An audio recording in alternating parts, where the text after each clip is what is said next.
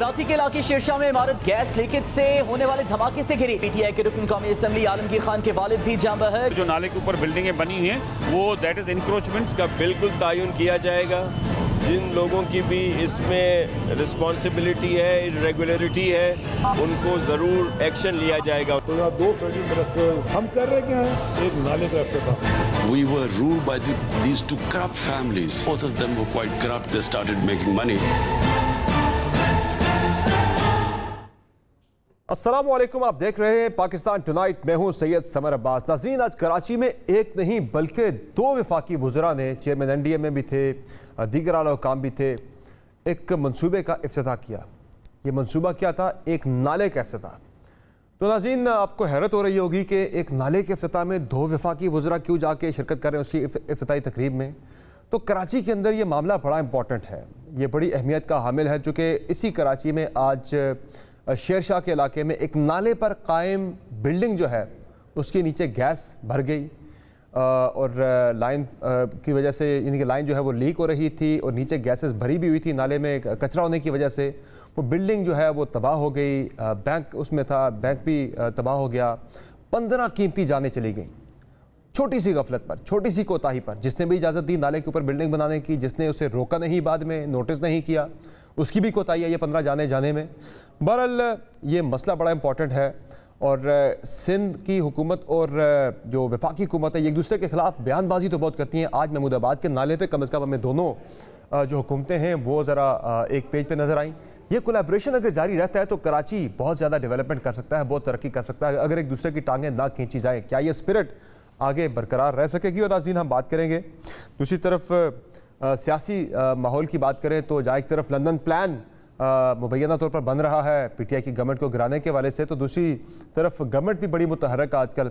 शहबाज शरीफ साहब के 16 अरब रुपए के मनी लॉन्ड्रिंग के केस के वाले से खान साहब ने बड़ा क्लियरली कह दिया है कि पाई पाई का हिसाब लेंगे इस जो मुल्क की दौलत लूट के बाहर लेके गए हैं जो लोग। और खान साहब ने एक इंटरव्यू भी दिया है अल जज़ीरा को जिसपे वो ये कहते हैं कि उन्होंने मेंशन किया कि मियां नवाज शरीफ साहब का दौर हो गया, बेनज़ीर भुट्टो साहब का दौर हो गया, ये करप्ट रदवार थे। इस करप्शन की वजह से पाकिस्तान जो है वो इस तबाही की सूरत हाल से आज 2-4 है। इस पर भी हम आज के प्रोग्राम में नाज़रीन बात करेंगे। और खान साहब ने एक खुली ऑफ़र भी दे दी है।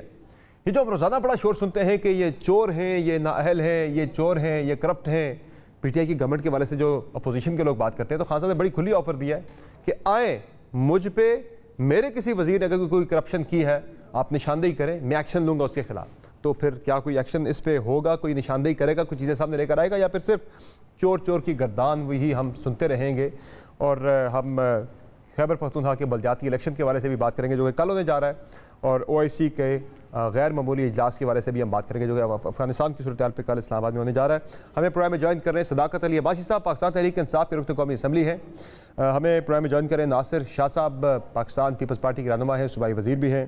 प्रोग्राम में हमें ज्वाइन कर रहे हैं जाफ़र इकबाल साहब, पाकिस्तान मुस्लिम लीग नवाज से इनका ताल्लुक़ है, और इनसे भी हम आज के इस सारी सूरत हाल पर बात करेंगे। तो नाज़रीन, आज इफ्तिताह की हम बात कर रहे हैं। कराची में एक नाले का इफ्तिताह हो रहा है, नाला बन रहा है जी, उस पर 2 वफाकी वज़ीर जाके इफ्तिताह कर रहे हैं उसका। उस पर अली जैदी साहब को तो थोड़ी सी शर्मिंदगी महसूस भी हो रही थी कि यार नाले पे हम जाके इतनी बड़ी तकरीब करके अब यहाँ पे वज़रा आ रहे हैं, ज़रा वो सुन लें अली जैदी साहब का इस पे जो वो नुक्ता नज़र रख रहे थे सामने। मुझे थोड़ी सी और खुशी होती कि अगर हम आज इफ्तिताह कर रहे होते हैं कि जी पाकिस्तान ने आर्टिफिशियल इंटेलिजेंस में कोई बड़ा मार्का मारा है, या कोई हम लॉन्च करने लगे हैं स्पेस में जाके, कोई बड़ा पाकिस्तान ने सैटेलाइट लॉन्च कर रहे हैं, उसकी इनॉग्रेशन। तो यहाँ 2 फेडरल मिनिस्टर्स, चेयरमैन जनरल साहब, FW DG जनरल साहब, ब्रिगेडियर्स, इतने सारे MPs, हम कर रहे क्या हैं, एक नाले का इफ्तिताह। For us as a Pakistani we must reflect. Nasir साहब, ये जो अली जैदी साहब को थोड़ी सी इस चीज़ पे शर्मिंदगी भी महसूस हो रही थी कि हम इतनी बड़ी तकरीब करके 2 वफाकी वज़रा बैठे हैं, FWO के यहाँ पे हुकाम बैठे हैं, चेयरमैन NDA में बैठे हैं, इतनी बड़ी तकरीब करके हम एक छोटे से नाले का इफ्तिताह करें। नाला छोटा तो नहीं है, महमूदाबाद का नाला इंपॉर्टेंट है, लेकिन 7 किलोमीटर की पट्टी के जो नाला है उस पर उसका इफ्तिताह हो रहा था। ये जायज़ा उनका इस चीज़ पर शर्मिंदगी महसूस करना चाहिए। कराची के मसाइल तो कहीं बहुत ज़्यादा बड़े हैं।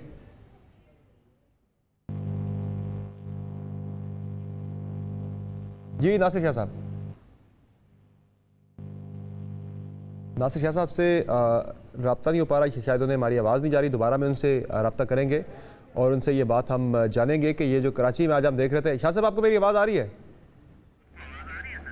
हेलो जी शाह साहब, आपको मेरी आवाज़ आ रही है? हाँ जी जी, अब आ रही है। शाह साहब, आज हम बात तो करेंगे ऑब्वियसली जो शेरशाह पे नाखुशगवार वाक़या आज हुआ, एक धमाका हुआ, बिल्डिंग जो है वो तबाह होगी, उस पर भी बात करेंगे। जो अली जैदी साहब फरमा रहे थे कि इतनी बड़ी तकरीब करके एक नहीं दो वफाकी वज़रा बैठ के इफ्तिताह किसी से कर रहे हैं, एक नाले का। ओवरऑल अगर देखा जाए कराची के जितने बड़े मसाइल हैं उन मसाइल को देखते हुए एक नाले के इफ्तिताह पे जाके इतना बड़ा क्रेडिट लेना सारी सूबाई हुकूमतों का भी, सेंटर की गवर्नमेंट का भी, ये वाक़तन जो अली जैदी साहब की जो वो शर्मिंदगी महसूस कर रहे थे तो वो जायज़ है? बिस्मिल्लाहिर्रहमानिर्रहीम, अल्लाहुम्मा सल्ली अला मुहम्मदिन व आले मोहम्मद। ये तो बहुत ही अफसोसनाक वाक़या हुआ जी आज, ये जिसमें बहुत सारी जानें भी गईं और लोग बहुत ज़ख्मी भी हैं, और चीफ मिनिस्टर साहब ने उसके लिए इंक्वायरी भी बिठाई है कि कौन कौन मुलविस हैं, क्या है, किस तरह ये सारी चीज़ें वहाँ पे बनाई गई। तो इब्तदाई रिपोर्ट तो आई है कि ये पुराना है 1964-65 के उससे, लेकिन उसकी मज़ीद तहकीकात जारी हैं। आज दूसरी जो आप बात कर रहे हैं जो नालों की, तो देखें जी कराची में जो 40 से ज़्यादा कुछ इस तरह बड़े KMC के नाले हैं, जिनमें से 3 जो NDA में वफाकी हुकूमत और सब लोग सूबाई हुकूमत भी मिलकर इस पर ये काम हो रहा है। इसके अलावा जितने दीगर नाले हैं वो सूबाई हुकूमत ने ही साफ़ किए, जो 40 के करीब हैं, और फिर इसी तरह कोई 400 से ज़्यादा DMCs के नाले हैं। तो ज़ाहिर है इस पे आज अगर वफाकी वज़रा साहिबान या सब लोग मिलकर ये काम कर रहे हैं तो इट्स गुड कि तीनों बड़े नाले थे जिनके इतराफ़ में इंक्रोचमेंट भी हटाई गई। फिर उन लोगों को अब सेटल करने के लिए सिंध हुकूमत ने ज़मीन भी प्रोवाइड की है, और फिर वहाँ उनको हम लोग घर भी बनाकर दे रहे हैं। वो स्कीम अप्रूव भी की है, जिसके लिए फौरी तौर पर चेयरमैन बिलावल भुट्टो ज़रदारी साहब के अहकामात पर CM सिंध ने कोई 1 बिलियन के करीब पैसे भी अभी इनिशियली दिए हैं, और बाकी कोई 10 बिलियन से ज़्यादा की ये स्कीम है। तो काम हो रहा है जी। अब इसमें जो आपने बात की कि शर्मिंदगी का इजहार कर रहे थे अली जैदी साहब या कोई और, तो ये अब उनकी अपनी मर्ज़ी है जी। नहीं, वो ये कह रहे थे कि हमें कोई बड़ा प्रोग्राम हमें लॉन्च करना चाहिए था, कोई यहाँ पे स्पेस शटल हम लॉन्च कर रहे होते, या कोई IT का कोई सिटी यहाँ पे पार्क हम बना रहे होते कराची के अंदर, तो हमें खुशी होती कि 2 वफाकी वज़रा शरीक हैं। लेकिन यहाँ पे एक नाले के इफ्तिताह पे आ रहे हैं, वो जो निशानदेही कर रहे थे कि इतने अरसे से ये मसाइल एड्रेस नहीं किए गए, बड़े संजीदा मसाइल हैं ये। जी जी, देखिए मैं आपको अर्ज़ करूं कि ज़ाहिर है उनको किसी ने रोका नहीं है कि अगर किसी दूसरे किसी बड़े प्रोजेक्ट का वो इफ्तिताह करते तो अच्छी बात है, लेकिन उन्होंने, आपने देखा कि वादे तो बहुत हुए हैं। हमें तो इल्ज़ाम लगाया जाता है कि जी सिंध हुकूमत जो है वो कुछ नहीं कर रही, हालांकि हमने हमेशा पूरी सिंध में, सूबे में जो भी हमारे वसाइल हैं उनके लिहाज से बहुत काम किए हैं, लेकिन वफाक की तरफ से हमें सपोर्ट जो है वो हमेशा कम मिलती है। वफाक की तरफ और कराची का जो सब लोग हाईलाइट करते हैं, मेरे इंतहाई मोहतरम दोस्त बैठे हैं सदाकत अली अब्बासी साहब, वो भी कहेंगे जी 18वीं तरमीम के बाद ये सदाकत अली अब्बासी साहब के जी देखें सिंध हुकूमत क्या कर रही है। देखें कराची का या पूरी सिंध का और ख़ास तौर पर कराची का मईशत में बड़ा अहम रोल है पूरे मुल्क की, और फिर अगर उस के लिए, उस शहर के लिए कुछ ना रखा जाए फेडरल गवर्नमेंट की तरफ से, तो ये अफसोसनाक तो है। लेकिन अब इस पे बहुत लंबी चौड़ी तकरीर झाड़ दी जाएगी, लेकिन फिर मुझे मौका ज़रूर दीजिएगा। चले वो तकरीर सुन लेते हैं सदाकत अली अब्बासी साहब की। सदाकत साहब, ये जो आज महमूदाबाद नाले का इफ्तिताह किया, इतनी बड़ी तकरीब की गई, 7 किलोमीटर का नाला है यार, इतनी बड़ी तकरीब, 2 वफाकी वज़रा, इतनी हैवी, वो अली जैदी साहब की शर्मिंदगी मुझे तो बड़ी जायज़ लग रही है कि कराची के इतने बड़े मसाइल और एक छोटे से नाले की इफ्तिताई तकरीब इतने बड़े लेवल पे 2 वफाकी वज़रा जाके उसमें शरीक हो रहे हैं, वो शर्मिंदगी तो उनकी जायज़ है, लेकिन वो जो जिस मसले की तरफ निशानदेही कर रहे हैं कि ये चीज़ें छोड़ दी गई, माजी में की नहीं है, अब आके करनी पड़ रही हैं। समर, आपको भी अस्सलाम वालेकुम, और जो 2 मेरे मोअज़्ज़ज़ भाई हैं दोनों को अस्सलाम वालेकुम। शाह साहब ने शुरू में ही ऐसा मुझे बाउंसर मार दिया है कि वो मेरी तकरीर जो मैंने करनी थी उन्होंने पहले ही मुझे कह दिया कि ऐसी बात ना करें। बहरहाल पहली बात ये कि चलें कुछ तो हुआ। नाले का इफ्तिताह करने का मतलब ये है कि हालात बहुत बुरे हैं। उन्होंने कहा कि हम किसी स्पेस टेक्नोलॉजी का, किसी आर्टिफिशियल इंटेलिजेंस के किसी इदारे का इफ्ताह कर रहे होते, काश वो वक्त भी आए। तो बहरहाल हमें 3 साल का जवाब देना है और मेरे भाई नासिर शाह साहब को 13 साल का जवाब देना है। और जो उन्होंने ख़ुद ही बात कर दी कि क्या इख्तियारात जो है ये नाले खोलने के, आपकी जो म्यूनसिपैलिटी सर्विसेज हैं इनकी, सफाई सुथराई की, पीने के पानी की, क्या ये वफाकी हुकूमत को इस्लामाबाद से जाके करने चाहिए या ये सिंध हुकूमत को करने चाहिए? चलें 3 साल का हम तो कह रहे हैं 1100 अरब कराची का जो ट्रांसफॉर्मेशन पैकेज है उसमें आइए आप। इससे पहले चलें, हम तो आपके लिए बुरे से ही जी, हम तो बुरे से ही, इससे पहले आपकी अपनी हुकूमत रही और आपके बड़े अच्छी आपकी जिनसे दोस्ती है PMLN, उनकी हुकूमत रही। तो शाह साहब ये कोई मेरा ख्याल है अफसोसनाक बात है कि जैसे आपने कहा कि मुआशी हब है और मुआशी हब जो पूरे मुल्क को चलाता है और खिलाता है, अगर उसकी तरक्की नहीं हुई तो मैं भी, PTI भी जिम्मेदार है। लेकिन क्या आपसे सवाल यह है कि आपकी जो 13 साला हुकूमत है जिसके पास इतने इख्तियारात थे और 18वीं तरमीम के बाद तो सारा कुछ ही आपके पास है, तो क्या आप अपने आप को सवाल नहीं करते कि कराची के साथ जुल्म नहीं हुआ? अब उसमें मेरा एक सियासी बात है, आप उसको सियासी समझें। हम समझते हैं शाह साहब कि आपने कराची में इसलिए काम नहीं कराए कि आपको कराची से शायद पीपल्स पार्टी को वोट नहीं पड़ता, तो आप अपना पैसे या वसाइल करो वहाँ करते हैं, वो नून लीग पे भी अप्लाई होती है, वोट पड़ता है। या इसके अलावा जो आप पे इल्ज़ामात मुस्लिम लीग नून भी लगाती है, वो इल्ज़ामात लगाएंगे, आप इतने प्यारे आदमी हैं तो अच्छा नहीं लगेगा। मेरा ख्याल है समझने वालों को वो बात ही समझ आ गई है कि वो पैसा कहाँ जाता रहा, जो मरकज से आया वो कहाँ गया, और जो सिंध का अपना पैसा था वो कहाँ गया। क्यों पाकिस्तान का सबसे बड़ा शहर और दुनिया का एक बहुत ही बड़ा शहर जो है वो बुनियादी सहूलियात से महरूम रहा। ठीक है जनाब जाफर इकबाल साहब, ये जो बात कर रहे हैं सदाकत अली अब्बासी साहब, ये ज़ाहिर है एक बड़ा गैप रहा। वो कह रहे हैं कि पॉलिटिकल पार्टीज खर्चा वहीं पे करती हैं जाके जब उनकी गवर्नमेंट्स आती हैं जहाँ से उन्हें वोट मिलता है। ये वोट की बेसिस पे होने वाली जो डेवलपमेंट है ये कितनी नुकसानदेह है ये किसी भी शहर के लिए, किसी भी इलाके के लिए, कि सारी डेवलपमेंट होती है वो वोट जहाँ से मिलते हैं वहाँ पे। नून लीग ने भी इग्नोर किया कराची को, वो इल्ज़ाम लगा रहे हैं, पीपल्स पार्टी भी करती रही। ये रविश ठीक है क्या या गलत है? मानते हैं आप इसको गलत है? आपने भी इग्नोर किया। बिस्मिल्लाहिर्रहमानिर्रहीम, बहुत शुक्रिया। बात आपने शर्मिंदगी से शुरू की थी और मेरे तक पहुंचते हुए वो आ गई कि कौन इग्नोर करता है और कौन कितना उसके ऊपर तवज्जो देता है। 2013 में जब मियां नवाज शरीफ साहब ने हुकूमत संभाली तो कराची का सबसे बड़ा मसला अमन था।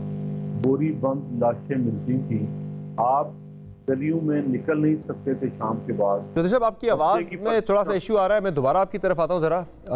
मैं अपने टीम से कहता हूँ ज़रा वो ऑडियो करेक्ट कर लें, ज़रा बेहतर कर लें चौधरी साहब की, ताकि बेहतर आवाज़ आ सके, सुनने वाले उन्हें बेहतर अंदाज में सुन सकें। ज़रा इसकी तरफ भी आते हैं, मामला जो आज हुआ एक नाखुशगवार वाक़या। नासिर साहब, ये इतने अरसे से तजावज़ात वहाँ पे नालों पे बनी हुई थी, ये जो हम डिस्कस कर रहे हैं नालों वाला मामला इंपॉर्टेंट भी है कि कराची के अंदर एक छोटी सी गफलत, छोटी सी कोताही की वजह से आज 15 कीमती जानें चली गई कि नाले के ऊपर बिल्डिंग कायम थी, नाले की सफाई नहीं की गई थी, नाले के अंदर भी गैस भरी, उससे जो गैस पाइपलाइन है वो भी मुतासर हुई, वो फटी और उससे इतनी बड़ी तबाही होगी। बल्कि जाफर इकबाल साहब की आवाज़ ठीक होगी, ज़रा उनसे सवाल कर लूँ, मैं दोबारा आपकी तरफ आता हूँ। जी जाफर इकबाल साहब आप कंटिन्यू कर लें। जी, मैं अली जैदी साहब की शर्मिंदगी से आपने बात शुरू की। देखिए, हमें तो ये मालूम है कि सी पैक और वैसे भी मुल्क की तरक्की में जितना समंदरी तजारत का और बंदरगाहों का किरदार है शायद ही किसी और चीज का हो। और बेचारे इफ्तिताह किसका कर रहे हैं? एक नाले का, और उस नाले का काम भी किससे करवाया? पाक फौज के 2 इदारों से। चले किसी से करवा लिया, कर लिया, और सबसे बड़ी उनकी ग्रेटनेस ये है कि उन्हें शर्मिंदगी महसूस हुई। बहुत सारे साहिबान तो अभी भी पिछले 2 साल जो रहते हैं उनका बता रहे हैं कि उनमें हम बहुत कुछ कर लेंगे, तो हम आज 3 साल की कारकर्दगी पे शर्मिंदा नहीं है। अली जैदी साहब को पोर्ट कासिम पे, कराची पोर्ट पे, कुरंगी फिश हार्बर पे, गवादर पे बहुत कुछ करना है, लेकिन वो नहीं कर पा रहे। शिपिंग कारपोरेशन भी वहीं पे है। ये सारे उन्हीं के मतहत इदारे हैं और कराची के लिए बहुत सूदमंद है।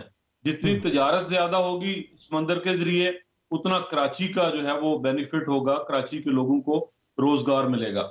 फिर आपने कहा कि जहां वोट होता है वहां इंटरेस्ट। अगर आप कराची का जो एयरपोर्ट है उसके ऊपर तख्ती लगी हुई देख लें तो कोई बता सकेगा वो किसके नाम की तख्ती है? मियां मोहम्मद नवाज शरीफ के नाम की। फिर अगर आप पिछले 13 से 18 की बात कर लें तो बिन कासिम पोर्ट कासिम पे कोल पावर प्लांट लगा है, वो आप पूछ लें कब लगा, कैसे लगा, कब शुरू हुआ और बिजली कहाँ किसको मिल रही है।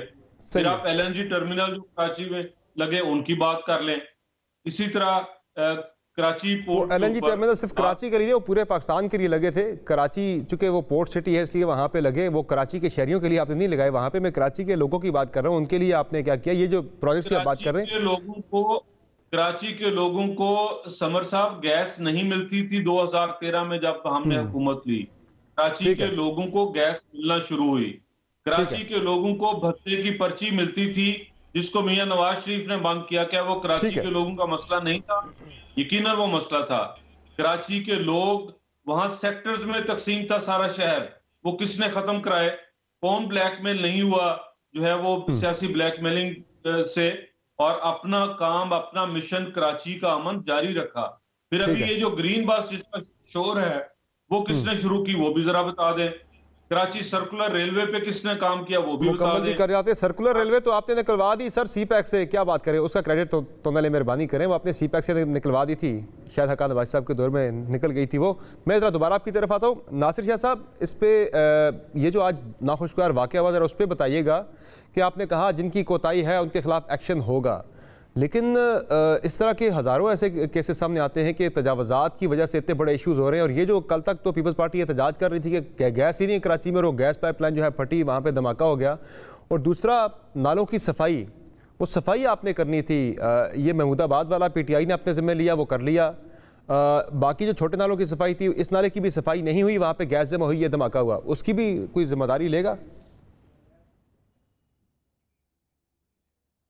देखें, जितने नाले दीगर थे, मैंने जैसे आपको बताया कि 3 ये NDA में या वफाकी हुकूमत ने लिए, इन्हीं की साइज़ के बड़े दीगर जो नाले थे, जो 30 के करीब बड़े नाले जो हैं वो सिंध हुकूमत ने साफ़ करवाए, और इसी तरह कोई 400-500 के करीब DMCs के छोटे बड़े नाले भी।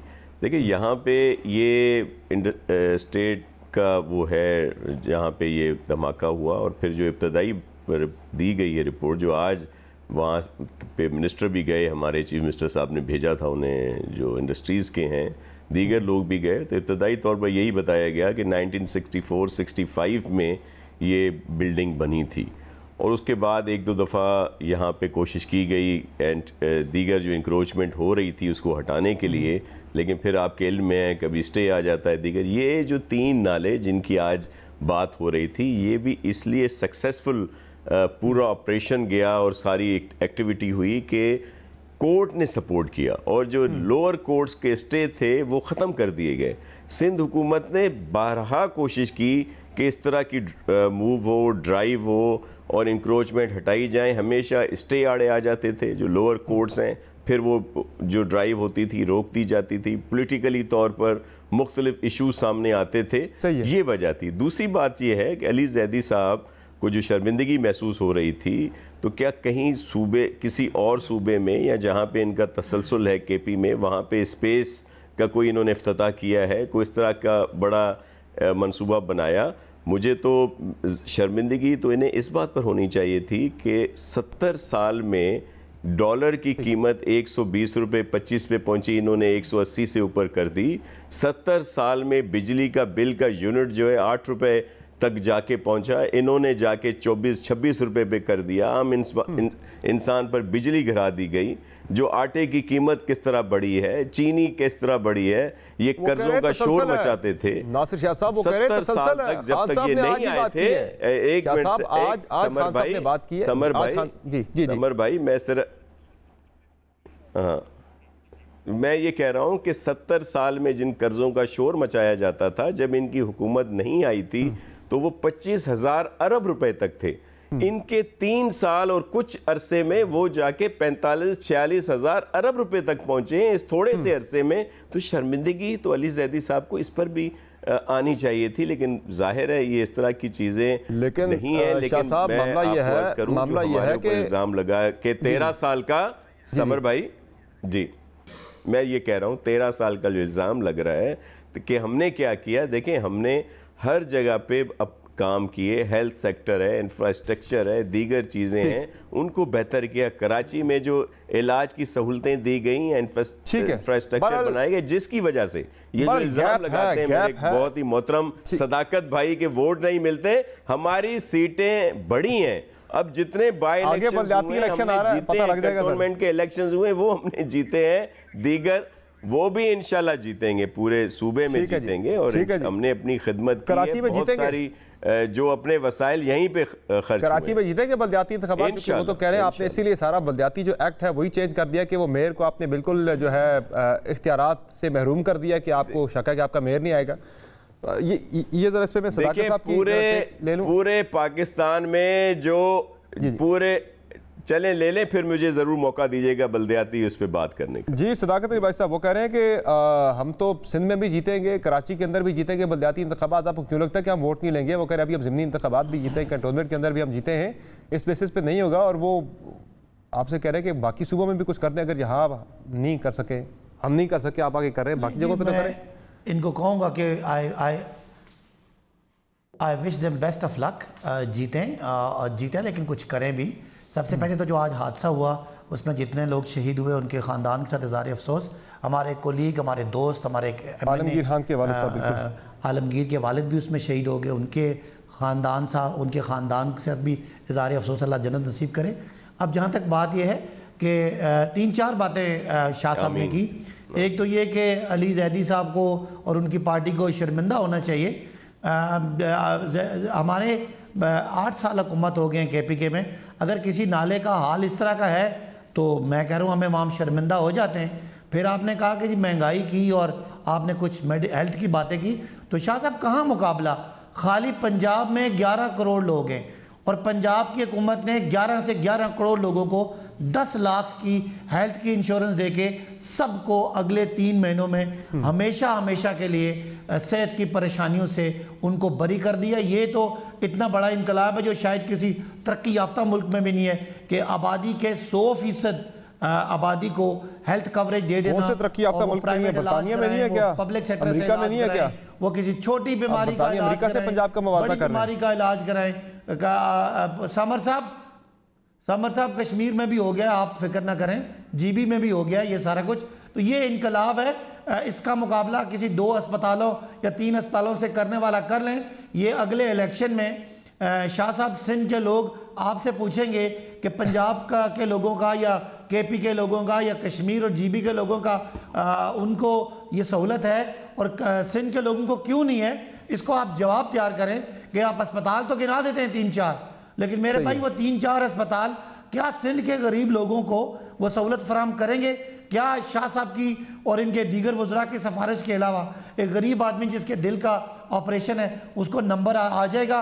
किसी का खुदा ना खास्ता कोई वो तो कहते हैं कि सिर्फ सिंध के नहीं पंजाब के लोग भी जाके मुस्तफीद होते हैं उनके NICVD से। सदाकत साहब नहीं, वो मुझे समर आप बता दें 5 करोड़ की आबादी है तो कितने बेड लगे हुए? 4 करोड़ बेड लगे हुए अस्पतालों में, 4 लाख भी नहीं होंगे, 40,000 भी नहीं होंगे। ये तो दिखलावे की बात है ना। ये करते हैं हमारे भाई, एलीट क्लास को कैटर करते हैं। पंजाब के किसी अस्पताल में है 40,000 बेड लोगों को, जहां आबादी ज्यादा है। इंक्लूसिव पॉलिसी है। पंजाब के अंदर 40,000 बेड हैं आपके पास, ओवरऑल टोटल 11 करोड़ लोगों को फ्री कर दिए। मैं आपको बता रहा हूं कि पंजाब में पब्लिक सेक्टर, सुन लेना, प्राइवेट सेक्टर को मिलाएं तो ये तो सारा कैटर हो गया। चले वो पंजाब का चौधरी जाफर इकबाल साहब कुछ करेक्शन कर रहे हैं, आपकी वो हेल्थ कार्ड है वो कुछ जाएगा इलाज करवाने। चले चौधरी जाफर इकबाल साहब वो कह रहे हैं पंजाब में तो सबको हो गई है। जाफर इकबाल साहब, चौधरी जाफर इकबाल साहब की भी हो गई है ना, ये भी एंटाइटल्ड है ना उसमें 10 लाख वाली, इनको भी मिलेगी इंश्योरेंस। हाँ, उनकी भी होगी, उनको भी मुबारक हो 10 लाख की।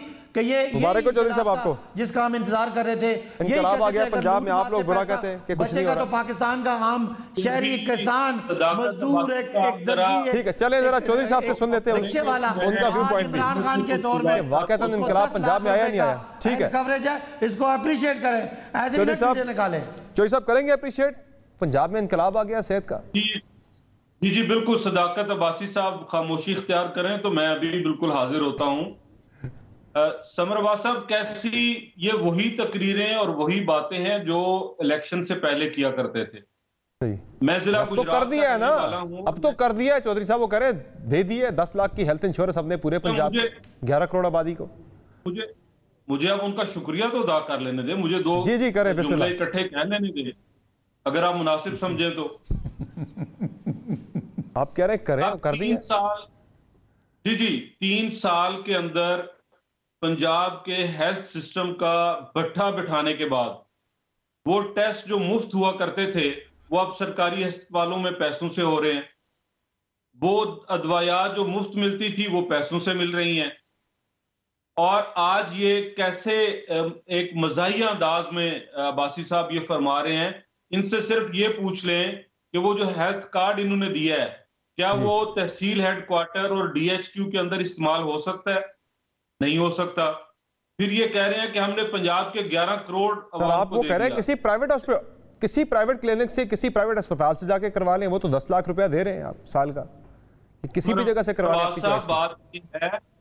बात ये है, मैं जिस जिला गुजरात में रहता हूं यहाँ पे वो प्राइवेट हॉस्पिटल नहीं है जो सदाकत अब्बासी साहब को इस्लामाबाद के अंदर शिफा की सूरत में मुयसर है, या कायदे आजम हॉस्पिटल अली क्लिनिक। अब ये इतना बड़ा मजाक है पंजाब के अवाम के साथ कि आप हेल्थ का इंफ्रास्ट्रक्चर और हेल्थ के मंसूबे बना नहीं पा रहे। इनसे ये पूछ लें कि KPK के अंदर कोई दिल का स्पेशल हॉस्पिटल 8 सालों में बना? नहीं बता सकेंगे। कोई एक नाम ले दे सदाकत अब्बासी साहब, 8 साल के अंदर अमराजे कलब का कोई एक अस्पताल KPK के अंदर बना हो, कोई जिगर की पेवंदकारी का बना हो, कोई किडनी ट्रांसप्लांट का बना हो। आप कैसी बातें कर रहे हैं? आप मेंबर कौमी असेंबली हैं और आप इस तरह से आके ठट्ठा मजाक करके लोगों को क्या बताना चाहते हैं? पंजाब में आपने क्या किया, कौन सा कारनामा आपने अंजाम दिया? जिला गुजरात में मुझे तो कोई हेल्थ कार्ड कहीं तकसीम होते हुए नजर नहीं आ रहे। ये कौन से ख्वाबों में आप अभी शुरू किया खान साहब ने, मिल जाएंगे शायद अगले हफ्ते, 1-2 हफ्ते के अंदर। मुझे एक ब्रेक लेनी है। मैं ये भी आपकी मैं दुरुस्तगी कर दूं, शुरू मियां नवाज शरीफ ने किया था और KPK बलोचिस्तान सिंध पंजाब कश्मीर के कार्ड बुरा है, जितना नवाज शरीफ ने शुरू किया उतना अच्छा है। चले इसी पे जरा एक ब्रेक लेते हैं नाज़रीन। ब्रेक से वापस आएंगे तो ये जो बड़े हम दावे सुनते हैं आजकल, बड़ा शोर सुनते हैं हम कि इमरान खान करप्ट है, उसके वज़ीर चोर हैं, तो इमरान खान साहब ने एक बड़ी ऑफ़र दे दी है सारे लोगों को कि कोई भी अगर निशानदेही करता है करप्शन की वज़ीर आज़म पे या उनकी काबीना के किसी वज़ीर पे, उसके ख़िलाफ़ एक्शन होगा। क्या कोई करेगा, कोई सबूत सामने लाएगा? ये जो हम बहुत शोर सुनते हैं करप्ट का, चोर का, रोज़ाना के टॉक शोज़ के अंदर, प्रेस कॉन्फ्रेंसेस के अंदर, जलसों के अंदर, बातों की ब्रेक पर हमारे साथ रहिएगा।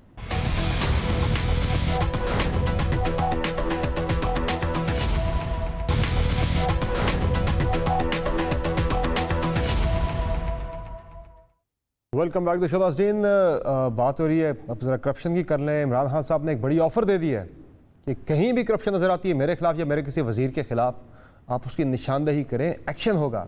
और खान साहब ने अपने इंटरव्यू में जो उन्होंने अल जज़ीरा TV को दिया, उसमें उन्होंने बेनज़ीर भुट्टो शहीद और मियाँ नवाज शरीफ के जो अदवार थे उन्हें पाकिस्तान के करप्ट तरीन अदवार करार दे दिया पाकिस्तान की तारीख में। ज़रा ये सुन लें जी। We were ruled by these two corrupt families. And I knew both of them. You know, I knew Benazir Bhutto and I knew Nawaz Sharif. But they came into power and both of them were quite corrupt. They started making money. So corruption is something which destroys a country. I think no one can point out to any corruption on the Prime Minister and his ministers. No one. And if any corruption on my own ministers came, I would be the first one to investigate. I ask anyone to point out any corruption in our government. Nasir साहब, शहीद मोहतरमा बेनज़ीर भुट्टो और मियाँ नवाज शरीफ के जो अदवार थे वो corrupt तरीन अदवार थे, इनकी हुकूमतें करप्ट तरीन थी। वो कहते हैं कि ख़ानदान भी ये करप्ट तरीन, इनकी गवर्नमेंट्स तो क्या। और दूसरा वो कहते हैं हमारे ऊपर आप जो करप्शन के इल्ज़ाम लगाते हैं, निशानदेही करें, मैं एक्शन लूँगा उनके खिलाफ। और वो आज जो हम तबाही की बात कर रहे हैं, ख़राबी की बात कर रहे हैं कि नालों के इफ्तिताह हो रहे हैं, वज़रा उस पर शर्मिंदगी का इज़हार कर रहे हैं, वो इसलिए कि वो कह रहे हैं तबाही इतनी हो गई करप्शन की वजह से पाकिस्तान के अंदर। और ये कह कौन रहे हैं जिन पर इल्ज़ाम लगा है कि जब वो क्रिकेट खेलते थे तो वहाँ भी कुछ करप्शन करते थे, जब यहाँ से जाते थे तो जो सामान होता था उस पर भी उन पर इल्ज़ाम लगे हुए हैं। शौकत खानम कि जो इतना फ़ंड आया उसकी कोई बात नहीं होती, फ़ॉरेन फंडिंग आई पीटीआई पे, उस पर कोई बात नहीं होती, और फिर ये इल्ज़ाम लगाते हैं शहीद बीबी पे। इनको शर्म आनी चाहिए। दूसरी बात ये है कि इनके अदवार में अब कितनी आई हैं करप्शनें। ये जितना कहाँ गई गंदम जो सस्ती सब्सिडी दे के एक्सपोर्ट कर दी गई और फिर महंगी मंगाई गई। जब वो इन्वेस्टिगेशन हुई, वो तो इन्वेस्टिगेशन है ना, जिसमें कहा गया कि जी जिन्होंने भेजी है, जिन्होंने परमिशन दी है चीनी के लिए और गंदम के लिए, उनकी ये कोताही है, उनकी करप्शन है। जब वो फाइल देखी गई तो उस पर जो साइन थे वो इन्हीं वजीर आजम साहब के थे। वो उन्होंने कहा वो जी मैं तो उस वजीर था कॉमर्स का, इसी वजह से मैंने देखा नहीं। बाद में जब निशानदेही हुई, इंडिया से ये कारोबार कर रहे थे, उस वक्त भी इनकी साइन थी एज अ कॉमर्स मिनिस्टर। वो तो, और जब वो कर दे वो सब ठीक है। इनके कितने वज़राओं के खिलाफ खुद इन्होंने हेल्थ में जो दवाइयों का स्कैंडल हुआ, अपने हेल्थ के वजीर को या जो एडवाइजर थे उनको हटाया, उनको फिर किसी और जगह रख दिया, उस पर कोई कार्रवाई हुई। ये इतने बड़े स्कैंडल्स आए हैं, इनको नजर ही नहीं आते। चले खान साहब को हटा सकते थे ना, वजीर आजम को हटा सकता है, काबीना से किसी को निकाल सकता है, आगे कार्रवाई करना, गिरफ्तार करना, उसके खिलाफ तहकीकात करना वो खान साहब का काम नहीं है, वो नैब का काम है, इदारों का काम है। तो वो देखे कार्रवाई देखे। मैं आपको अर्ज करूं, नैब का इदारा दीगर इदारों को नजर क्या आ रहा है इस वक्त। पहले शुरू से पाकिस्तान पीपल्स पार्टी पे एक्शन होता था, तब नवाज लीग वाले भी यही आके बातें करते थे जो अभी मेरे मोहतरम सदाकत भाई करेंगे। फिर जब नवाज लीग का टाइम आया, उन पर भी यही शुरू आई, तो उनको एहसास हुआ कि ये इस तरह होता है। अब तो टाइम आने वाला है, अब ज्यादा दिन दूर नहीं है। अब देखें ये दोबारा नहीं आएंगे। एक दफा मामू बना लिया, फिर आरटीएस सिस्टम, कौन सा टाइम आने वाला है? पीछे पड़े हुए हैं। अब ये केपी में लोकल गवर्नमेंट के इलेक्शंस हो रहे हैं। एक मिनट समर भाई, वहां अभी से रिगिंग शुरू हो गई है। एक कैंडिडेट का कत्ल हो गया है। अभी वो वीडियोस आ रही हैं सोशल मीडिया पे सब पे कि जी पेशावर में स्टैंपिंग हो रही है। वो वीडियो अब पकड़ी गई है जिसमें इनके लोग कर रहे हैं। इनको तो लोगों ने पहचान लिया है, इन्होंने तो दोबारा आना नहीं है। ये अभी हेल्थ की बात कर रहे थे कि जी इन्होंने कुछ पूरे सिंध में ये, उससे पूरे पाकिस्तान के लोग फायदा लेते हैं। अभी जैसे चौधरी साहब ने कहा, कोई एक हेल्थ का हॉस्पिटल बता दें जहां ऑपरेशन मुफ्त होता है, अपना जो ट्रांसप्लांटेशन है लिवर की वो मुफ्त हो रही है, जो गुर्दों का इलाज है वो मुफ्त हो रहा है, कैंसर का इलाज मुफ्त हो रहा है। ये सारी चीजें ये सिंध में हो रही हैं। ये वही हुकूमत है पाकिस्तान पीपल्स पार्टी की जो कर रही है। ये जो भी कार्ड की बातें कर रहे थे, जाफर साहब ने सारी इनकी बातें बता दी। वहां शुगर के पेशेंट को दवाई नहीं मिलती, ब्लड प्रेशर आपका पॉइंट आ गया सर, उसको वो जो दवाई मिलती थी पहले वो नहीं मिलती, और ये इतने दावे कर रहे हैं। चले आपका पॉइंट आ गया सर। मैं इससे पहले कि सदाकत अली भाई साहब की तरफ जाऊं, मैं जरा मुस्लिम लीग नून का पॉइंट ऑफ व्यू भी इस पे ले लेते हैं। चूंकि खान साहब ने कहा है कि ये करप्ट खानदान है, इन्होंने मुल्क को लूट के खा गए, ये इसलिए मुल्क में आज तबाही है इतनी ज़्यादा। तो जाफर इकबाल साहब, मुख्तसरन में शहबाज शरीफ साहब का केस आपके सामने एज अ टेस्ट केस रख देता हूँ कि वो जो बात करते हैं खान साहब की, इनको छोड़ना नहीं है, पाई पाई का हिसाब लेंगे इनसे हम। ये 16 अरब की जो शहबाज शरीफ साहब के खिलाफ मनी लॉन्ड्रिंग का केस है, वो सवाल तो ठीक पूछ रहा है आपसे, FIA भी नैब भी के चपड़ासियों के अकाउंट से जो है वो निकल रहे हैं, करोड़ों रुपए निकल रहे हैं। मकसूद अहमद चपड़ासी के अकाउंट से 3,741 मिलियन 374 करोड़ निकल रहा है। फिर एक MSLM कैशियर है, उसके अकाउंट से 178 करोड़ निकल रहा है। ये कैशियर्स हैं, क्लर्क्स हैं, स्टोर कीपर हैं, इनके अकाउंट से 167 करोड़ 150 करोड़ रुपया निकल रहा है। ये कैसे पॉसिबल है? पार्टी का फंड आता है, वो भी एक चपड़ासी के अकाउंट से जाके निकलता है। बात तो वो ठीक कर रहे हैं मेरे ख्याल से। जी, इमरान खान साहब की सारी बातें ठीक हैं। कोई एक बात आज तक आप बता दें जो गलत साबित हुई। उन्होंने कहा था मैं तुम्हें रुलाऊंगा, बता दीजिए पाकिस्तान में कोई एक तबका ऐसा है जो आज नहीं रो रहा, जरा बता दें। आप अपनी बात कर लें, अपने घर के बजट की बात कर लें, अपने बिजली के बिल की बात कर लें, अपने गैस के बिल की बात करें। इमरान खान साहब की जो गुफ्तगू अभी आपने सुनाई है, बहुत सारी और भी तकरीर निकाल लीजिए इमरान खान साहब की। पाकिस्तान की तारीख में अगर किसी बैरून मुल्क, किसी बाहर के मुल्क ने किसी पाकिस्तानी बिजनेसमैन की या सियासतदान की मनी लॉन्ड्रिंग पकड़ी है, आपके इल्म में है नाम उसका? कौन है वो?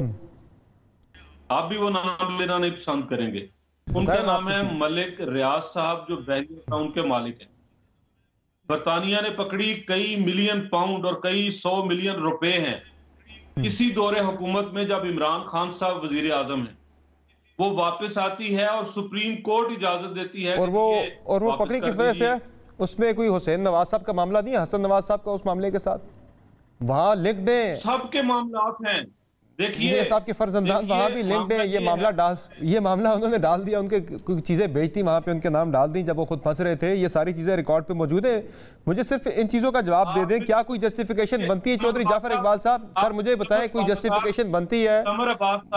मेरा जो आपसे बुनियादी सवाल था सर, जो मेरा आपसे बुनियादी सवाल था, वकालत करना चाहते हैं। मैं उनकी वकालत नहीं कर रहा, मैं आप जो बात कर रहे हैं कि उनसे निकली, मैं कह रहा हूँ वो भी वहां पे भी जो खरीदार जो फरोख्त करने वाले थे वो मियां साहब के फर्जंदान थे, कोई और नहीं था। अब आपका सवाल मुकम्मल हो गया, मैं जवाब दूं जी। हसन और हुसैन से जो प्रॉपर्टी मलिक रियाज साहब खरीदना चाह रहे थे वो लीगल प्रॉपर्टी है। उस प्रॉपर्टी को बरतानिया ने इलीगल नहीं करार दिया। शहजाद अकबर साहब हो, नैब हो, FIA हो, या वो जो सूफी क्या नाम था वो हो, सब ने कोशिश कर ली बरतानिया के किसी इदारे में मियां नवाज शरीफ, शहबाज शरीफ, उनकी फैमिली की एक पाई पैसा या प्रॉपर्टी इलीगल साबित नहीं हुई। अगर कोई हुई है तो बात इसका बताएं ना चौधरी साहब। ये जो चौधरी साहब ये वाला मुझे बताएं, ये जो आपसे सवाल मैंने बुनियादी सवाल आपसे किया भी था मैंने, मलिक मकसूद साहब चपड़ासी हैं, 25 तनहा अकाउंट से 3 अरब 74 करोड़ निकल रहे हैं। मोहम्मद असलम साहब कैशियर हैं, 10 तनहा 1 अरब 78 करोड़ निकल रहा है उनके अकाउंट से। मैं जवाब दे रहा हूं, मैं ये कह रहा हूं कि वो सारे इल्जामात हैं जिस दिन साबित हो गए और किसी अदालत ने शहबाज शरीफ साहब को ये कहा कि ये पैसे हैं और ये आप यहाँ जमा कराइए, फिर मैं आपके सवालों के जवाब दूंगा। वो कहते हैं मुझे पता ही नहीं कैसे आई है ना, जो मनी लॉन्ड्रिंग साबित हुई है उसकी आप सुनना नहीं चाह रहे। फिर वफाकी काबीना ने मलिक रियाज के उस पैसे को, जो चोरी का पैसा था, मनी लॉन्ड्रिंग का था, जिसे बहा के सरकार जब्त करना चाहिए था, वो किस इस्तेकाक से वापस किया ये बता दें। क्या इमरान खान करप्ट नहीं है जो एक करप्ट आदमी के कई 100 मिलियन रुपए जो काबीना का फैसला करके उसे वापस दे रहा है, जो चोरी के पकड़े गए?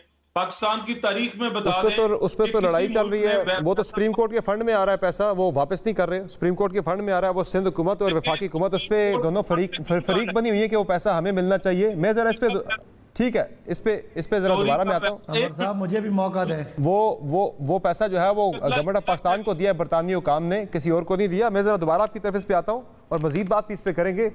सदाकत अली भाई साहब, आपने इशारा तो कर दिया सर, वो सदाकत साहब भी प्रोग्राम में बैठे, उनका पॉइंट ऑफ व्यू भी लेना है। आपने तवील बात कर ली है, दोबारा आपकी तरफ आएंगे। उनको 2 दफा आपने मौका दे दिया। जनाब सदाकत अली अब्बासी साहब, नासिर शाह साहब भी कह रहे हैं, उन्होंने गिनवा भी दिया, दवाइयों का मामला हो गया, गंदम का मामला हो गया, चीनी का मामला, इतनी सारी चीज़ें हमने बता दी हैं, तहकीकात भी होगी, सब कुछ आगे। अभी भी खान साहब कह रहे हैं कि कोई निशानदेही करे, मैं किसी को हटाऊंगा, तहकीकात करूंगा, फारिग करूंगा। कर थोड़ी चीज़ें।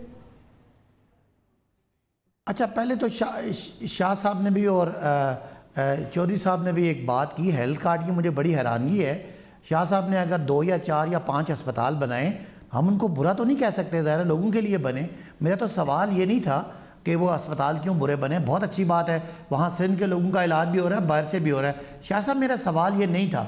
मेरा सवाल था कि सिंध में 5 से 6 करोड़ लोग रहते हैं, खाली कराची में 2 करोड़ लोग रहते हैं। ये जो आप अस्पताल गिनाते हैं मेरे भाई, ये बहुत अच्छे हैं, लेकिन ये दिखलावा है ऊपर से आधी फीसद आबादी के लिए। 99.9% आबादी को ये सहूलतें इसलिए नहीं मिलती, इतना रश होता है और एक आम आदमी जो आपकी और मेरी सिफारिश नहीं कर सकता वो रुल जाता है। आपका एक अच्छे चीज़ की मैं तारीफ़ कर रहा हूँ, मेरे एक इनकलाबी कदम है, उस पर आप दोनों ने बिल्कुल उसको इग्नोर कर दिया कि आबादी का हर आदमी किसी भी प्राइवेट अस्पताल से जाके बड़े से बड़ा और छोटे से छोटा, जो आप ये दवाइयाँ गिन रहे हैं और टीके गिन रहे हैं, ये सारे मुफ्त हो गए भाई।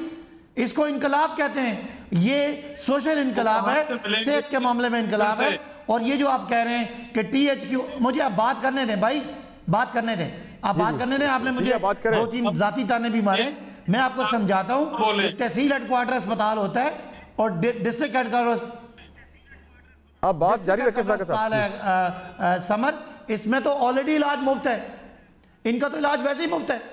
जो बड़े बड़े अस्पताल हैं प्राइवेट, वो मैं आपको बताऊं, मैं एक देहात में रहता हूं, मेरे गांव में एक सड़क पे बड़ा अस्पताल खोला है।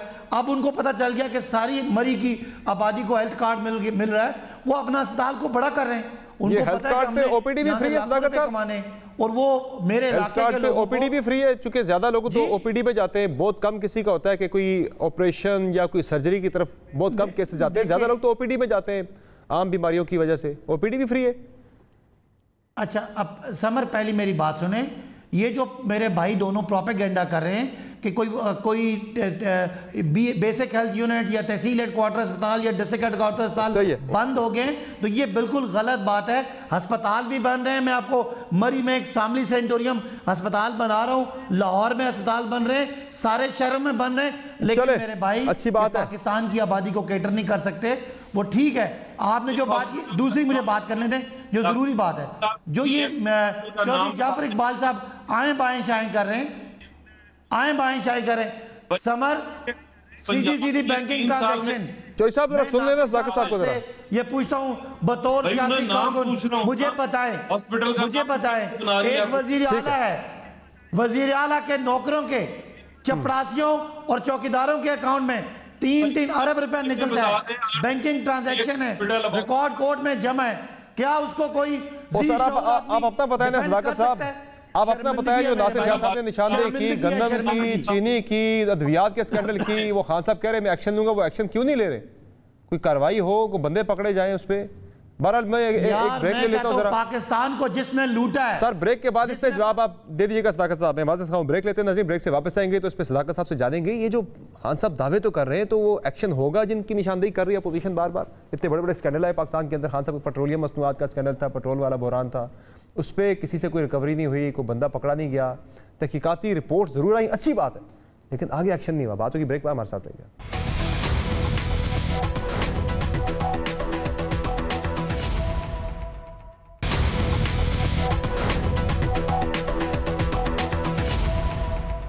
Welcome back to the show. नाज़रीन, ब्रेक से पहले कुछ सवाल पूछना चाह रहे थे सदाकत अली भाई साहब से, नासिर शाह साहब भी और चौधरी जाफर इकबाल साहब भी। टाइम बड़ा कम है सर, क्विकली 20 सेकंड में अपना सवाल पूछ लेंगे। जाफर इकबाल साहब पहले आप पूछ लें सदाकत साहब से, कुछ आप पूछना चाह रहे थे। मैं सिर्फ ये पूछना चाहता हूँ कि पंजाब में 11 करोड़ लोगों के लिए कितने नए हॉस्पिटल बनाए, कितने नए डॉक्टर रिक्रूट किए, क्या सिर्फ कार्ड बांटने से बीमारियों का इलाज मुमकिन है? ठीक है, आपका सवाल आ गया है। शाह साहब आप ही अपना सवाल कर लें, सदाकत साहब से कुछ आप पूछना चाह रहे थे। जी, मैं सिर्फ ये अपने मोहतरम भाई से कहूँगा कि ये जो बात बता रहे हैं कि वहाँ पे जो दीगर हॉस्पिटल्स हैं, वहाँ पे तो रिपोर्ट्स ये हैं कि वहाँ पे दवाइयाँ नहीं मिल रही। शुगर के पेशेंट की दवा बंद कर दी गई, ब्लड प्रेशर के पेशेंट की दवा बंद कर दी गई, आम जो दवाई मिलती थी छोटे जो रूरल हेल्थ सेंटर है वहाँ नहीं मिलती। ओके सर, सदाकत साहब जवाब दे दें जी क्विकली, और करप्शन पे भी जवाब जी। शाह साहब मुझे उस अस्पताल का नाम बता दें जहां दवाई नहीं मिल रही, तो मैं मुतमईन हो जाऊंगा। दूसरी मेरे भाई, इस वक्त आपका सिस्टम ये था कि आप गरीब लोगों को धक्के खाने में मजबूर करते थे, पंजाब में नहीं मिल रही और DHQ में, और खुद आपके अमीर लोग पाकिस्तान के महंगे अस्पतालों में, और आपके लीडर हमेशा बाहर इलाज कराने जाते थे। ये पहली दफा इमरान खान ने सोचा कि आम आदमी मियां साहब भी फायदा उठा सकते हैं खत्म किया जाए और अमीर आदमी के जेब में पैसे डाल दिए जाए। चले, बहुत शुक्रिया, बहुत शुक्रिया आप तमाम मेहमानों का अपने प्रोग्राम में कीमती वक्त। नाज़रीन, आज की शो में इजाज़त दीजिए, अल्लाह हाफ़िज़।